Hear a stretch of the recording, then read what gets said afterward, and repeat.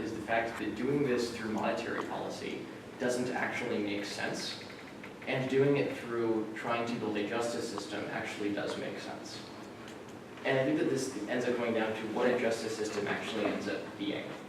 So, effectively, the environment that we're trying to talk about when we're trying to talk about things that are related to blockchain tech is how to get anybody to agree with anything at all, to avoid having individuals retroactively reinterpret the past in ways that are useful for them. That's the central thing. The central thing is to avoid retroactive continuity. So we have a way right now of being able to share state so that you can avoid retroactive continuity. Now, this is something that kind of makes sense if you're assuming that the unit of account is totally objective. And this is very, very useful in some ways. But it doesn't seem to be currently sufficient for actually using this kind of technology to coordinate people in a way that doesn't just lead to an attractor state of a Ponzi scheme. From what I can tell, the correct way to approach this is by figuring out how to take this way of storing information and let it basically store not laws exactly, but patterns of behavior, a sense of what is supposed to follow something else. The idea of laws in the modern circumstance is heavily related to a bunch of different legal traditions that don't actually make very much sense. However, the idea of laws as something more as a way of exerting an aesthetic is a much more common thing previously. So effectively, if we're in an environment where trust is breaking down, but it is possible to actually show that you've done something in position in out of a chain, it's possible to authenticate a specific way of life that you're undergoing, and effectively a specific covenant that you've decided to undertake. So you can basically show that you are part of a specific health code. And if you're part of a specific health code, you can authenticate you're a specific kind of person. And you can authenticate that specific actions have taken place that you've done. And so is this like being a Quaker gets you a lot of trust in the 1800s because you're committed to this very costly thing? Yep. And being a Quaker is not a good enough version of this. Like, you might actually have to have something, like, what I'm trying to basically advocate for in this conversation right now is how to deal with the fact that we're going to be in a surveillance society by making it kind of awesome. So, very specifically, if you're able to control this in a way where you're able to actually share the information with people who you actually want to share the information with initially right now, you can deal... Information about your previous behavior? Yeah. You're able to get to a situation where people could actually trust you initially. And if enough people do this right at the moment, this leads to a situation where you could plausibly have a coalition of those persons be able to take a significant portion of the economy that it ends up basically being, okay. It sounds like celebrities. Well, it sounds like celebrities right now, but the question is, how do you distinguish this in celebrities? Okay, so you're basically saying, like, if people wanted to credibly pay attention to people who were, like, not as, like, addictive or shiny as celebrities, and could, like, check their behavior given that it's available, then you could create, like, power coalitions of those people. Pretty much. I think people would have a whiteboard here. This is a problem. Probably steal next door. And we could do that, but that doesn't actually seem like a correct thing to do. We can ask next door if they would give it to us. I'm also feeling very unwell, so I'm sorry that I'm not doing terribly well in this whole thing. I decided to throw out half of what I was working on in order to address things that were more relevant to the conversation than yesterday. Okay, so here's the central thing that I want to bring up. There's a piece of blockchain tech called TruePick that seems to be the only interesting thing in the entire field that I've heard about at all. Everything else I think is basically bullshit and basically a waste of time. Like, including everything that you people have worked on. Everything that I've worked on. Like, I'm pretty sure that none of it actually matters besides TruePick. And things like that. TruePick is a way that you are able to hash a photo that you've taken at a specific time in order to authenticate that it was actually the photo that you took. This seems to be probably the most interesting piece of tech around right now because it's the only way that you can avoid retroactive continuity strategies taking over. The thing that I want to bring up with everybody here is the fact that, like, this set of technologies provides a way to change the selection environment from injustice and rent seeking to justice by being able to create a shared consensus about what actually happened in history. And this is very, very different from assuming that the units of account are objective.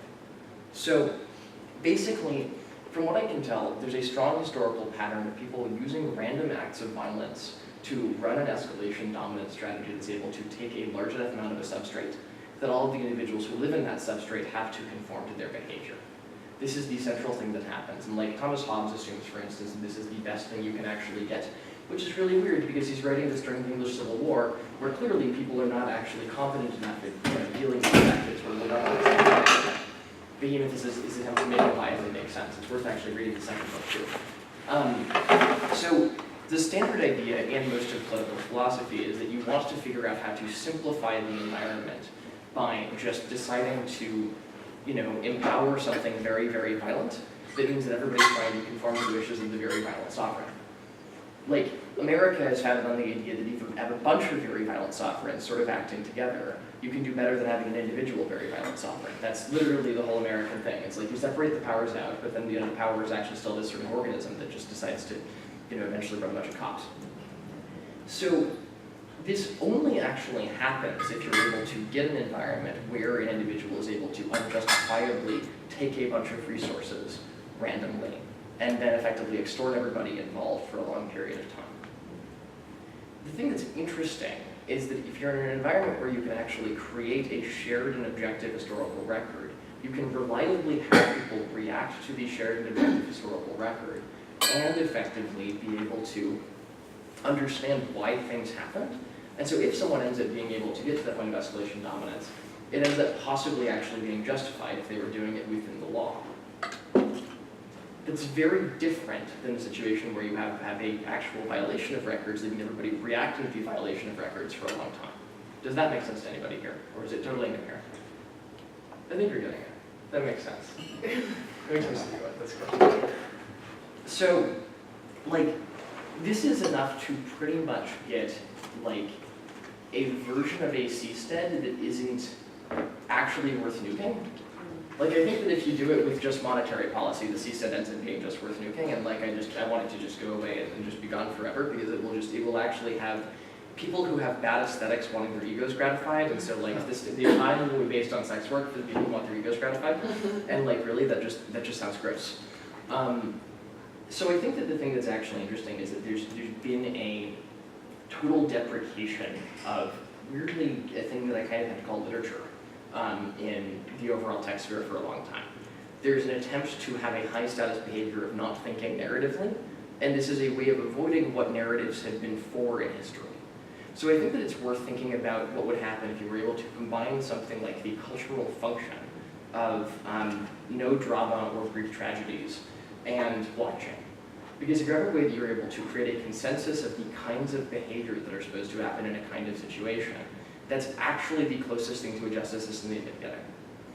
If you look at an actual system of law, for instance the Tanakh, you end up with a situation where people are like, no, you do this thing for this reason. And the reason's usually God, but sometimes God gives justifications and stuff. And if you look at it really hard, you can start to figure out that maybe this whole thing was actually an attempt to specifically cultivate a pattern of behavior. But if you create a norm of actually describing why a thing happens, either by using narrative reasoning, by sort of describing something as precedent, or by trying to actually explain cause and effect in really, really concrete ways, in terms of an actual sort of natural law paradigm that could drive physics, or something like that, you end up with something that actually ends up working a lot better. So the key question from that is that if you're just trying to create this selection environment that's actually trying to produce something based on law rather than based on someone being violent for unjustifiable reasons, the key question is how to actually implement that right now. And I feel like I want to actually bring up the short story that Galen, who's talking to the room's company, is named after, which is this Borges story called Plano Bar Orbis Tertius, which Borges wrote in this very ambivalent way, basically about what he was seeing in 1944 during the decline of fascism during this period, where he sort of noticed that there was an attempt at blending history that was able to confuse people into wanting to embrace ideologies that didn't make any sense. This story, it's 6 pages long, you should all read it. But the whole idea of the story is that a conspiracy of encyclopedia writers get together and then people start trying to produce fanfic based on their fake encyclopedia about this alternate world, and then the alternate world sort of births itself into existence. So, to a lesser extent, we're already doing this with the internet, where it just happens to be that the alternate world is like Instagram or something, and that you've got the situation where there's a model of the world people are using to sort of control behavior. You were talking about belief circles represent. This is very, very similar to that. Now, the weird thing is that it actually seems like you can do a similar thing to the sort of encyclopedia project of Flan or the belief circle project from that, by just trying to build a coherent model of history and actually trying to create that from consensus. So if you're actually able to get to a situation where you have enough people who've been authenticated as possibly useful nodes for computing what a coherent model of history looks like, and you get all of them together and you're trying to figure out how to build out the timeline and build out specific patterns of cause and effects in the timeline, you might actually have something where you reliably get people understanding not an imperative sense of ethics, but a clearer understanding of cause and effect than they would otherwise. And deciding to all try to agree to a similar account of how things happened could provide a way of both having that account as a way of informing behavior, and also, secondarily, a way of modifying that account if there's a protocol for doing so. So this is kind of what I'm thinking the right thing to do with blockchain is. I know that a lot of this is really abstract, but I want to actually open this up to sort of actual just discussion at this point, because I think I've laid a lot of things on the table and it's probably worth seeing what all of you think. Yeah? I have 2 points, and I hopefully will remember the second one by the time I finish the first one. The first is you mentioned that the use of this kind of blockchain legal justice system sort of thing is creating theory of history. Yeah, that's like a justice system has to have a theory of history. Okay, so any precise theory that explains a bunch is going to go, like, in order to significantly progress, is going to have really dismantling and disorienting crisis periods. Yep. And it seems like if you're creating a system that somehow by definition doesn't forget, then people will stop looking at the object system as the thing that gives them the information, but rather the covert narratives about how the system works, or how this historical record or whatever works. The covert narrative, so specifically you're suggesting... As in the cultural whatever. People won't be oh look, there's the whatever the information is that's subjective there. The story that people tell each other can still get fractured and people won't necessarily agree on it. Does that make sense? That sounds fine. But so that, I mean, it seems like your project of try and make a cohesive theory of history using... Not an individual theory. You don't need to have one theory. You need to have a bunch of different theories that are mutually interpretable. Okay. Actually, a major win state of this is that you have 3 or 4 different populations who are using relatively similar protocol for defining their behavior. But then all of them end up actually... Well, you could say something like democracy or liberalism or another kind of Western value to be a similar kind of operating system. It's similar enough. Liberalism was totally an attempt to this, yeah. Yeah, but it's got kind of variations. So is the idea it's a liberalism but that has physical evidence or something? Kind of. I mean, so here's the thing that I'm trying to present is that basically if you're able to have a population that is reliably reacting to the actual past, rather than relying on a manufactured version of the past that they're locally making up in improvisational games. How do you prevent that from coming closer to them than the actual past? By having the documents But readily accessible. We have legal documents. No, we don't have legal documents. We totally don't have a legal system in this country. Okay, but we have a thing that calls itself a legal system. True, it's not one. It's but just not what one. would stop this from becoming that in 100 years or something? So specifically, if you have someone like Oliver Wendell Holmes show up and ruin it, that's actually the key question. Who's that? Oliver Wendell Holmes was a Supreme Court justice I was talking about yesterday, actually, who basically just took the stance, law is bad. You should use the law as a piece of marketing for the way that everybody wants things to be already, and that you should just have the law conform to what people's already existing beliefs are. So you're saying at some point there was a legal system and then it stopped working? There was a sort of half-assed one before that, okay. But he really killed it. Do you think that this situation, this structure would be defensible against that? It would not fall apart in a similar situation? As long as you don't have a 51% attack, you're not able to actually end up editing back the history of this whole thing. That's the standard way that this would actually fail, is if you're able to actually build large enough coalitions as edited that way. Something that kind of ties in with what you're saying is, so your perspective that Holmes is the point of degradation of our legal system. And the point of the event horizon, not the point of degradation. At the point of what? The event horizon, not the point of degradation. Okay, so it's just a good example. I'm not particularly arguing with you. But there are people who would, it's just an easy point to display what I think you're trying to say, I'm not sure. Of that, some people would say the Baker versus Carr legal case was the point, or the event horizon or whatever. So just like that dispute is one difference in opinion, that there would be potentially a myriad of what history could potentially be from any perspective of so many people on our planet, that like what is the correct history that we're trying to learn from or portray. I guess you could get like a big like stand back stance, but then you're still like sampling from whatever you choose to agree with at whatever point in history and moving forward. So I don't really see how it would like determine the way that we, like how we act is any better than what we do now. Oh, Which so is still cherry I think picking. I may have totally miscommunicated something then actually. Okay. So this thing starts at a specific date. You get Yeah, a I was bunch gonna of say, you're only doing it prospectively, you're not. yeah, you're only doing it prospectively. yeah. This doesn't exist yet. This is the thing that you would need to start. Right now. And then everybody has a record of their process of interpreting past documents who've been part of this process. Wait, they have a record of their process of interpreting past documents? Yeah. What kind of process would that be? You mean Literally like, just the communications. I between think persons. about these documents through a lens of like a Western, like democratic mindset or whatever. Could Like, be. how do I record that that was the way I was thinking You would just about write about it. I mean, this is like effectively the thing that's important about all this is that there have been a lot of time in history where people have been able to produce a discourse about how the world is supposed to function. This is the only time that discourse could reliably be kept invariant. You can still misinterpret what someone. Yeah, You can How also do- try how to does- fix it. you how can does- cherry pick whatever you preferentially be like, this is the example of how the ways things should be. And Right, this is what I was trying to bring up with the theater thing. So if you have a way of talking about misinterpretation, a way of having a bunch of cases of what willful and aggressive misinterpretation look like, you can actually select against those personalities pretty strongly inside of the community that's trying to do this.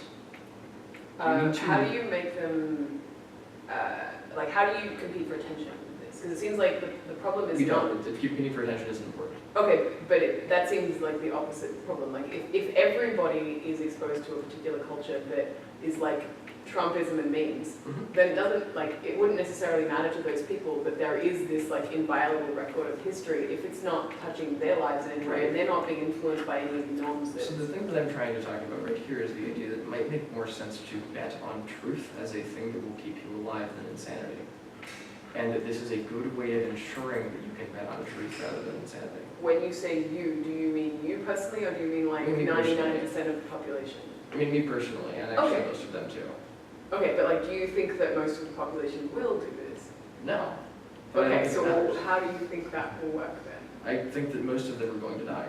Okay, all right, okay. Like, I mean, like very, very concretely, I'm pretty sure that like, you end up with a well-coordinated bioterror attack at some point in the next 30 years. And a lot of people end up dying. And Okay, enough things like that keep happening and like, there's But- not. but like, humans have variants, like, not everybody is gonna be like a super genius who like. Oh, yeah, does, yeah, like, yeah. And I'm actually suggesting that we're in a bad enough situation right now where not being a super genius means that your chances of survival are pretty low. So Which even though, sucks. like, okay, but like, Yeah. just like to all those excuses, there's going to be multiple perspectives of what truth is Yeah. to every single one of those people. Right. So like, how does this help? I mean, this is the way that you figure out the protocol interaction. So like, if you're able to actually have a way to give a bunch of different sort of, like, the key thing is that any perspective is incomplete, right? So you actually only probably want to have things be actually verified if you have three perspectives at least that have been able to talk through it. So we've had, so there have actually been, kind of collaborative efforts to get at truth, or to produce something that is true. So Yeah. Wikipedia, right? Yeah. As an example. If Wikipedia it was backed by a consensus algorithm, so that changes are documented and all that, what does that get you? I'm having trouble with that. I mean, people have massively more accurate Wikipedia. Really? And not just a consensus algorithm. The key thing is figuring out a consensus algorithm and also protocol design to make sure that you're filtering things to the right perspectives of one another. But Isn't that just having a representation? You can verify it. I mean, this is a situational thing. But like, how do You you notice decide that what the someone's metrics are? Yeah, like You it, decide it based on that is a situational enough question that I can't give you a general answer. Okay, but like, it seems like Wikipedia, like, I mean, I know very little about Wikipedia, but it seems from like a surface level that Wikipedia is as good as it is because a couple of people were like, fuck no, we're not letting the crazy in. Yeah. Like for a long time. But It's that's good. like, that's kind of like not a fluke, but like, if they weren't there, it wouldn't be like that. Like, it's about the specific people. I'm not saying it's not about specific people. That's why I couldn't give you a general answer to the last Okay, one. so you're, like, it seems like you're making trying to make an impersonal justice system, or one that doesn't rely on a character. Totally personal, relies on character people. That's not remotely the thing that I'm trying to suggest. I'm trying to suggest that you can influence your own environment so that you're not incentivized to lie about the past by making it impossible to. Okay, And through that's pictures. Not just pictures, Like like other the- things like that. Pictures, documents, your own statements. Like if you're able to actually keep a diary that you didn't end up like, It just seems like lying the about. search algorithm is pretty important for that. And you mentioned previously, so take the surveillance economy to its logical conclusion, like, assume that basically everything that you do is tracked, recorded to the nth degree, and this one is, you can argue against that and argue privacy and yell and scream about that, or one other option is embrace that and use it effectively. Now it would be very hard to lie about yourself to this system, right? And who would be like in charge of managing and running and owning this? It would be like That entirely fully- depends. I'm just trying to describe a technique here. I'm not trying to specify anything more than that. I'm trying to suggest that it's possible to select against retroactive continuity with this set of technologies. So, what if you looked at this like as like a much smaller scale thing? Like, we're not looking at like trying to replace the U.S. Constitution, but we're looking at like a community that is trying to govern itself. Mhm. What would that look like in practice? Like, how would they actually use How it? do you filter the noise? Like, I'm just trying, like, is everything recorded? Because everything is recorded, it's too difficult to take any meaning from all of that, unless you're talking You about don't need There's period not enough high. synthesis. Yeah, how do you synthesize that information into So- something meaningful? So I think that kind of misses the point. Because it's like in some ways you want to have, there's the general surveillance argument, which is, make sure that everybody's under camera all the time in order to avoid doing the dishes or something. And then there's the more interesting specific argument that I'm trying to make, which is like the reason that I started writing a few years ago in public, which was that I wanted to make sure that I had an accurate representation of what I was thinking at a given time. Like this is specifically what blogs have been for, but they're editable. Like you're very able to try to modify the past to be, look better. So, are you more interested in people, like, what people's positions were, rather than what they, like, I mean, obviously, like, The minutiae of doing the dishes isn't that important. Yeah, but how do you decide? This is all situational. I'm not trying to give all the answers here. What I'm trying to describe specifically is that there is a question about whether or not the retroactive interpretation of the past is a dominant strategy, and that is directly related to whether or not it's possible to take power through violence. But, okay, it seems like you just said, like, working out what things are important isn't, part of It's situational. It's Okay, depending on except- what kind of thing you're trying to build. the thing you're trying to make is a narrative of history, and a narrative is what's important. Like, it's the collection of what's important. Yeah, but that's situational. Like what's important for a mining company is going to be very, very different than what's important for a cruise line or So you'd want to keep a record of everything, though, because Ideally. then some people would find something Yeah. that's more important. And But then your definition of everything changes depending on who you see. Like, Well, what is everything? Yeah, I mean, that's like, you can go to Yeah. as little as like what I was thinking on a certain day. There's a bunch of different populations and different perceptive faculties that are exactly what generally what they require in order to survive. Can you think of like specific coordination problems or coordination groups or something where like you could implement this thing and it would solve a specific problem that's on like a small level, not on a like Yeah. government? I mean, gets on it, a small level, for instance, I was just looking into a lot of the appropriation problems in Afghanistan, was trying to figure out how to actually build out the Afghan National Army a couple years ago. And there kept being a situation where things would where large amounts of resources would be embezzled, and you'd have people running away with tons of fuel and selling it on the black market. And this is the kind of thing that was happening all the time, messing everything up. And then this whole thing came to happen where when one of the U.S. diplomats came there, signed a bunch of stuff. Now here's the interesting thing. If you were able to actually have, the U.S. diplomat just having a conversation with someone who is effectively there to serve as a confessor, to have him try to describe his perspective and to actually see what he sees, and he then represents the situation as a post-conflict, there's going to be an inconsistency there. There's going to be a deep inconsistency between what this person actually knows and what this person is able to do. In the end, a lot of the thing that I'm trying to describe is the fact that it's relatively hard to lie, and it's very easy to method act. And so there's a situation where you have to launder things through people who actually don't know anything, rather than just getting someone to lie. And that just creates an environment that doesn't have discontinuities of untruth. It just has different kinds of people in different situations communicating different things. And like, some of those things might be bad, some people might not be doing great things, but it doesn't lead to the same direct shift from an environment that is actually trying to justify itself to one that decides not to for a bit and then leads to just ego gratification as the primary source of the economy. How do you prevent lying even if, like, let's say you have this immutable record of history, why can't I still lie? You could lie. And The key thing who's is whether- holding you accountable at that point? Again, that depends on the organization we're talking about. If it was you and I, if you and I were friends, I have no idea who you are, but like, if you and I were friends, I would just stop talking to you. I probably wouldn't respect you very much. I'd probably say not nasty things about you. But you'd only know that I'm lying if you took some time to go back and verify. Oh yeah. And that's totally the kind of thing people would do. Right. I mean, like if you're trying to check the consistency of the behavior of a bureaucrat, running some random logistics operation on the frontier, like that's the kind of thing you could pull off. So yeah, this is largely a set of strategies that I think could be implemented to avoid having the kind of institutional degradation there's now normalized. Okay, it seems though that like if you are someone who is not truthful, like, or who has an incentive to lie, then you also have an incentive not to be part of this system. Yeah.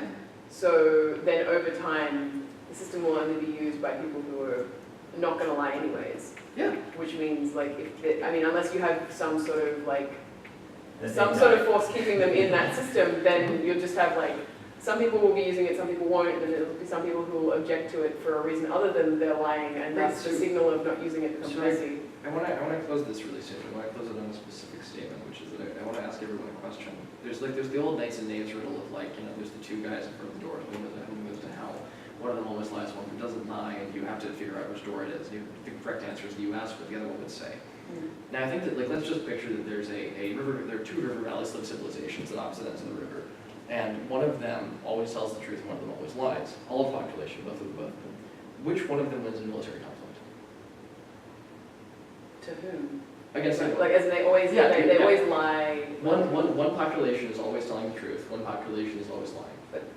Most populations aren't like that. Most populations tell the truth As an until. experiment, the liars as would an win. Yeah. As a zero, what? As a thought experiment, like the liars would win. Really?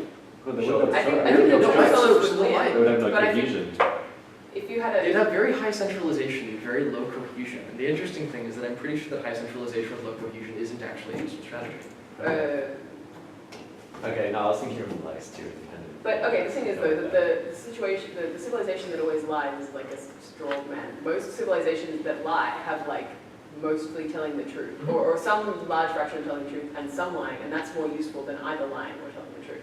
So Yeah. like, I feel like the I mean, it's third very civilization that sometimes lies and sometimes tells the truth would kick both of their asses. Absolutely. And the point that I think I'm going to make after that is the fact that in this kind of, if you're using this kind of tech to keep invariant records and actually try to react to those records, the only justifiable cases of lying are effectively as acts of aggression on the external fringes of this group. That's the only way that lying is justified. Have you read something about forgiveness? Like he wrote an essay about blockchains never forget or something. Probably. It was about this idea that like there's like humans can forget things, and that's like a part. Or sorry, it's like basically there's forgetting is a part of forgiving in some ways, and like repairing the bonds between humans is often like there's often some sort of lying which is really inherent in that, and it like To Yeah, yourself. I just don't believe this. I think this is just bullshit. I'm okay. So sorry, you've never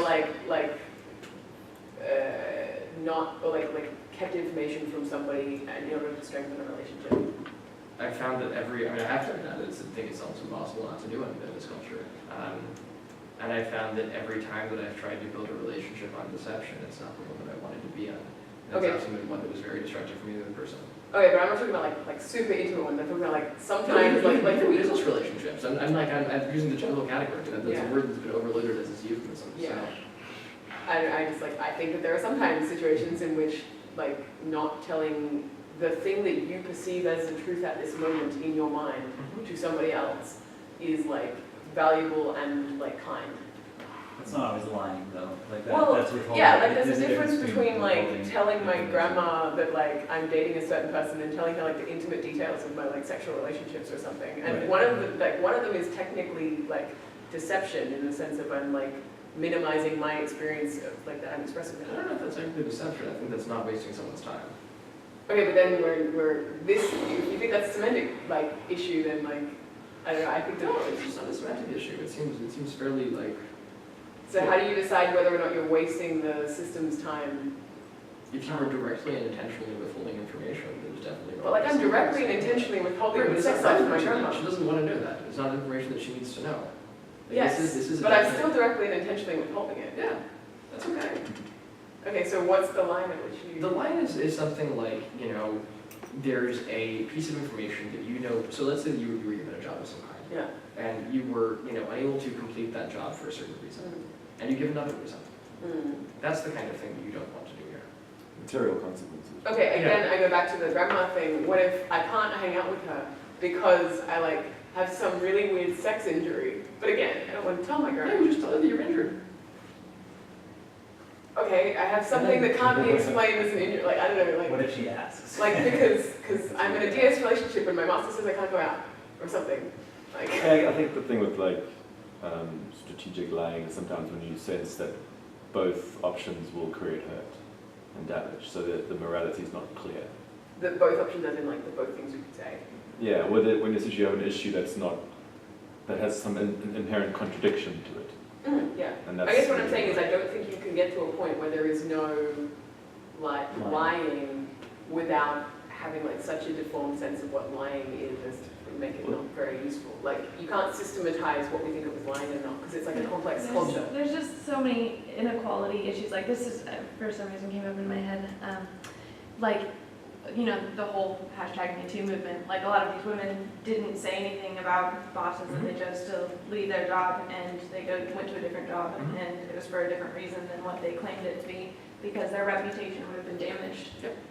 if they brought that up, like whether or not Yeah. Mm. what happens. So there's like consequences that come from withholding information from a system like that, then they would be punished, but then their reputation would be damaged. Like, Yeah, so they did the correct thing for what they needed to do at the moment in time. Yeah, but like this kind of system would make that impossible. This kind of system would make that impossible internally to a given system. Yes. That, But like a business or something. Right? potentially, yeah. Like if you're But that dealing risk wouldn't be there because the person who was doing the bad things wouldn't have been able to lie about it, maybe, Yeah, I mean, that's I guess like- it's like this constant is- surveillance that. I'm also thinking from a pragmatic level. If you're talking about something which is like, I had an experience, there was one other person in the experience, no one else verified it. Mhm. Like, Yeah. you could lie about it the first time you talk to someone and then never say the truth. And like, at what point, I mean, like, Great, so here's I think the thing that I want to bring up in order to sort of account for a lot of these specific things, is that there's not a way to legislate mechanistically outside of individual people's perception. So like, people are still making the decisions with the information that they have. The idea that you can somehow do better than individual people perceiving things and taking actions by having some kind of a mechanism that's able to decide for them doesn't actually seem coherent. The key thing is figuring out how to give people streams of accurate information. That's the whole objective. The whole objective is keep your population informed. Because that increases trust. Yeah. In the individual's own perception, actually. It So does- something, I guess something that brings up is, there's discussions recently that like a lot of our trust as a society has been dulled and taken away because we don't have repetitive connections with Yeah. people, so we're not like running into the same people twice. So what, like, as a balancing thing, like, would it be better just to increase the number of repetitive interactions that we have with our people around us versus going down like a really complicated like blockchain hole? I mean, the complicated blockchain hole is useful for a specific thing, which is doing invariant record keeping. Repeated interactions are also useful. That's something that hasn't been really accounted for most people. Bruce Schneier wrote this book recently called Liars and Outliers. It's pretty good. It's not perfect, but he never really goes like into the direction of what would it look like to actually create a society that might trust itself. He goes into the direction of these are a lot of harmonization things that you can do if you're living in a broader market economy. Like, and he does a really good job of looking at that specific case, but he then tries to generalize that case as something that can be cross-cultural. So is the idea that like within the sphere, like there's some sort of membrane, whatever that membrane is, within that, like, inside it, it's called, It's so cool. crazy. All of the members in there can somehow implicitly trust the society, like, as kind of an abstract thing, or all of the individual members? They can trust that all of the individual members are holding themselves to the same record that they're holding themselves to. There might be some process for doing that, but like if you were logging every time you interface with the record, Yeah. you end up in a situation where that is something that can be transparently known. Okay, so like if you, Yeah. Well, I didn't actually see the first part of the tilted. I'm sure that you can fill a lot of it in. This is not really, it's just a sort of comment, but is there an assumption that, so like one thing you find in sort of liberal theory, like what classical kind of liberal styles of theory, is the idea that there is an individual, that's somehow an inviolable entity that somehow maintains a coherent identity over time. That your base level unit is this individual. That just seems like not a thing.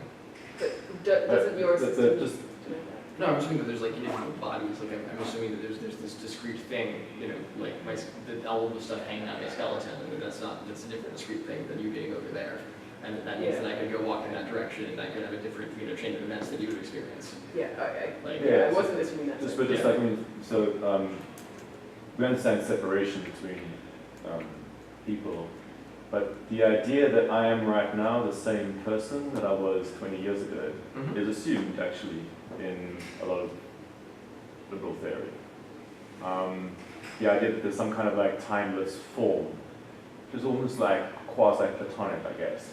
Some kind of like, but there's some like breadthness to me that exists, that floats above me somewhere and sort of like is always there.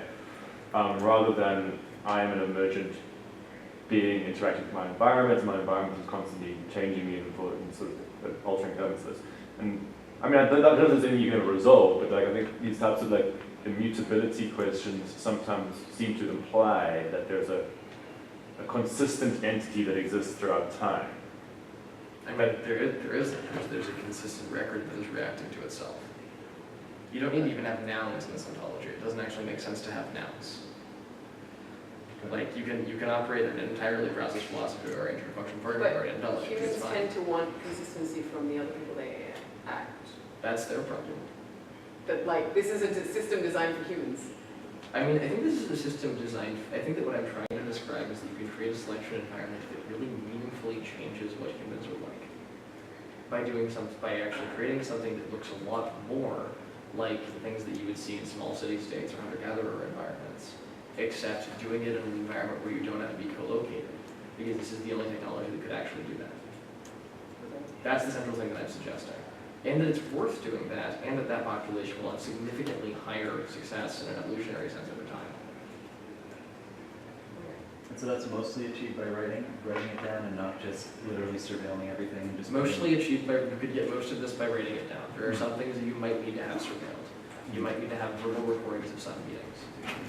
But really, like I am just suggesting right now that it's like we have this useful technology for doing a thing that we've been doing for a really, really long time, but doing it in a slightly more secure way. The thing we've been doing for a long time is watching each other's behavior. And writing things. Oh. Literally writing things. Oh. I'm trying to market writing.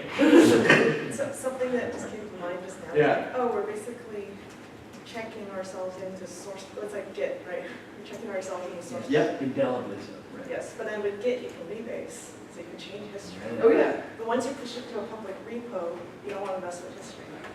Yeah.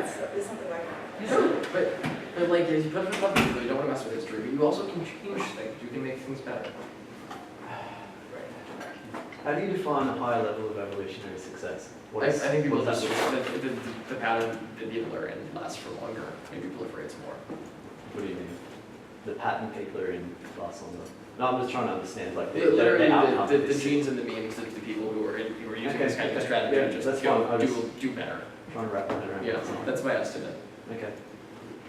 Why is there a distinction between people who are using this and people who aren't? Like, there's like some new technological object that erupts across the whole world, and now it's just like a kiosk on the corner that you can access whenever you want, and that's for everybody. Why do it that way? Just not people who use it. Because Jess has the correct point that most people will not actually want to try to hold themselves to consistency. But they can see other people's records, and that's like useful. True, but Whether my actual estimate is that if you were going to build a record-keeping system like this, you would get incredibly small levels of adoption over the course of about 20 years. And, you know, then you end up with all of the other shit that's going to happen over the course of that 20 years. And It's just hard to write everything down. It's you a lot don't of have time. to write everything down. You need to write enough things down. Yeah. But what is enough is that, and that it comes back to like, it will be subjective to each person unless you have some kind of rules that establish what you need to write down or not. I can, at what point of adoption does this become useful? So say that you had, you know, a shared kind of indelible 5 people. diary, right? 5 people. Was that 5 people. 5 people? Yes, I think you can get 5 people and you can get most of the benefits from that point. So we let the Clausy King Let's idea go. in 10 minutes. This is done.